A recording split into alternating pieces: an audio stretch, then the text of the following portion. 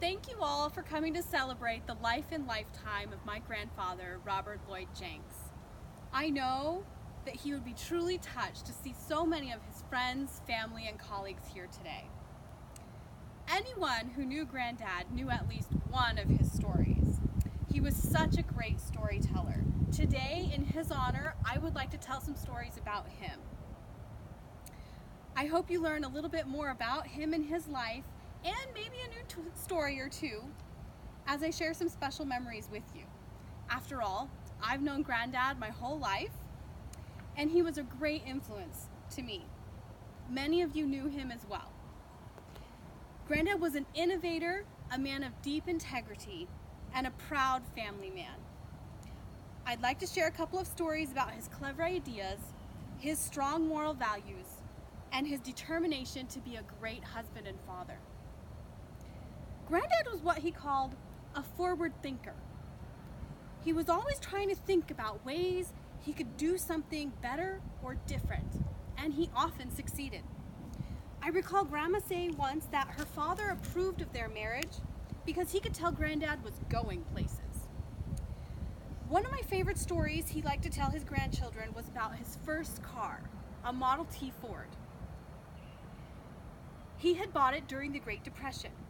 He had found a way to earn enough money to buy the car at 13 years old. He then proceeded to rent it out to his father and other adults in the community until he was old enough to drive it. He may have been good at thinking outside the box, but he also knew which rules to follow. Grandad was a man of integrity and deep convictions about right and wrong. As a lawyer in his middle years, he was one of the people instrumental in creating and implementing laws to protect the rights and lands of the Native Alaskans. This is not actually a story I ever heard him tell about himself. At Grandma and Granddad's 50th wedding anniversary, the story swapping was rampant, and Granddad's sister, Aunt Doris, is the one who told me some of this. By the time I was old enough to be interested in Granddad's career, he had already retired. But Aunt Doris told me that many of the laws that he worked on are still in effect today, and the scourge of the oil industry. However, it didn't really surprise me much. He simply went about doing the right thing and encouraging others to do the same. Whenever there was a disagreement, and in a large family, you can imagine that's inevitable, he could be found mediating, helping both sides to treat each other with respect and fairness. He lived his values, and one of those values was the importance of family. Grandad was first and foremost a family man. Grandad and I were both vocalists, and we sang together in choirs and also at home just for fun. As I became more serious about making this a career, I remember him telling me that singing professionally was a big decision. And when he had gotten the opportunity to sing on tour, ultimately, he turned it down because he knew it would be hard on Grandma and the kids. He chose his family over his career.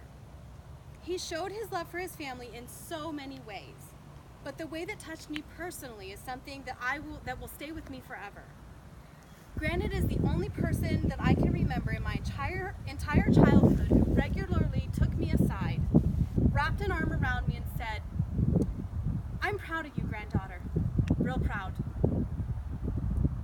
Grandad was a family man, a man of integrity, and a man that got things done. Grandad was a storyteller too, and I hope that the stories I've shared with you today have helped you to get to know him a little bit better as a man of action, a man of integrity, and a warm-hearted family man. In these last moments, as we celebrate his life, I'd like to tell him, "I'm proud of you, grandfather, real proud."